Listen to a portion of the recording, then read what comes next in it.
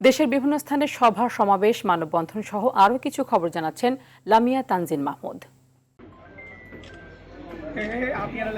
যারা গণতান্ত্রিক সরকার চায় না, অনির্বাচিত সরকারের চিন্তা ভাবনা করছেন, তারাই হ্যাঁ না ভোটের কথা বলছেন বলে মন্তব্য করেছেন বিএনপির ভাইস চেয়ারম্যান বরকতুল্লাহ বুলু।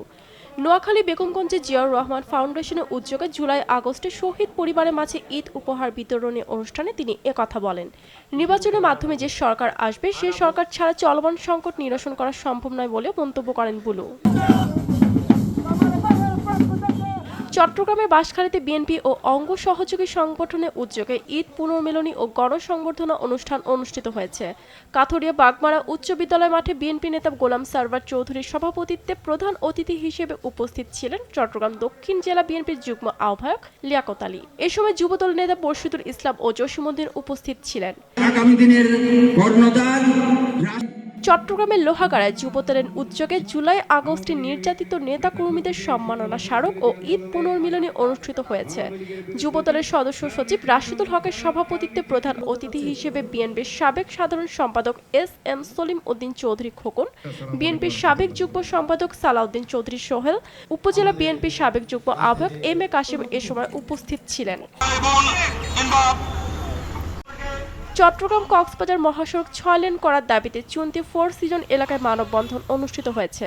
বিএনপির চুন্তি ইউনিয়ন শাখার উদ্যোগে নূর মোহাম্মদ শহীদুল্লাহ সভাপতিত্বে প্রধান অতিথি ছিলেন লোহাগাড়া উপজেলা বিএনপির আহ্বায়ক নাজমুল মোস্তফা আমিন। খুব দ্রুত সময়ের মধ্যে মহাসড়ক ৬ লেনের সম্প্রসারণের কার্যক্রম শুরু না হলে কঠোর আন্দোলনের কর্মসূচি দেওয়া হবে বলে ঘোষণা দেন বক্তারা।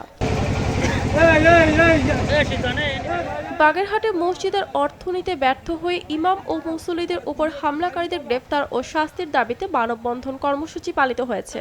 বাগেরহাট রামপাল সড়কের মির্জাপুর এলাকায় ঘণ্টাব্যাপী এই মানববন্ধন করে স্থানীয়রা। ভোলায় ২১টি বোমা ও একটি পিস্তল সহ ৫ সন্ত্রাসীকে আটক করেছে কোস্টগার্ড দক্ষিণ জোন। যশোরে বেনাপোল সীমান্ত এলাকায় বিশেষ অভিযান চালিয়ে ৯,৫৬,০০০ টাকা মূল্যের চোরা চালানি পণ্য আটক করেছে বর্ডার গার্ড বাংলাদেশ।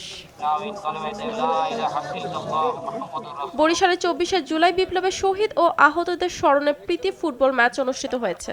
জাতীয় নাগরিক পার্টির আয়োজনে সদর উপজেলার দিনার পঞ্চগ্রাম মাঠে প্রীতি ফুটবল ম্যাচে উপস্থিত ছিলেন দলের সিনিয়র যুগ্ম আহ্বায়ক আরিফুল ইসলাম এবং পাশে রয়েছেন কুষ্টিয়ার মিরপুরে আরাফাত রহমান কোকো স্মৃতি ক্রিকেট টুর্নামেন্ট অনুষ্ঠিত হয়েছে।